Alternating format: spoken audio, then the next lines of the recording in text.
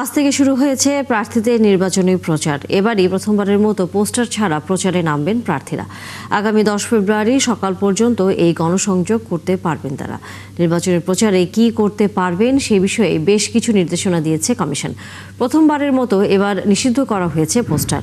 একই সাথে ধর্মীয় অনুভূতিতে আঘাত হানে এমন বক্তব্য, বিদ্বেষমূলক প্রচার বা প্রতিপক্ষের বিরুদ্ধে কুরুচিপূর্ণ মন্তব্য সম্পূর্ণভাবে নিষিদ্ধ থাকবে। এছাড়া অন্তত 24 ঘন্টা আগে জনসভার দিন, তারিখ এবং সময় স্থান জানাতে হবে লিখিতভাবে। আচরণবিধি লঙ্ঘনে সর্বোচ্চ 6 মাসের কারাদণ্ড ও 1.5 লাখ টাকা জরিমানার বিধান রাখা হয়েছে। এবারে নির্বাচনের প্রতিদ্বন্দ্বিতা করছে 51টি দল। মোট প্রতিদ্বন্দ্বী প্রার্থী 1981 জন। এর মধ্যে দলীয় 1732 আর স্বতন্ত্র 249 জন।